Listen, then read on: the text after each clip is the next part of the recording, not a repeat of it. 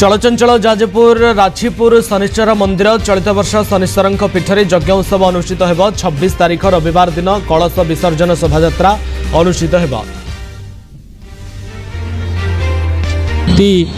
वर्ष अक्षय तृतीया पर शनिवार ठाकुरंकर वार्षिक मेला और यज्ञ उत्सव आरंभ हुए।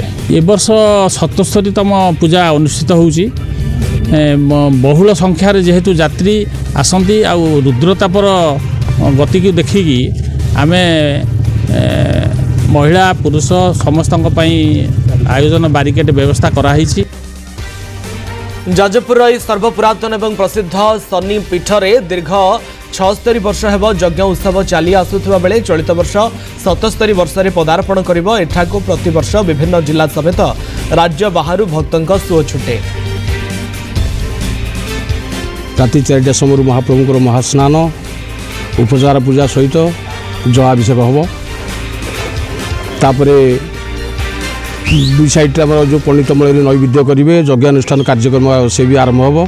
संध्या 7टा समय महाप्रभुंकर आरती परदिन रविवार महाप्रभुंकर बड़ सिंहार बेश एवं महास्नान।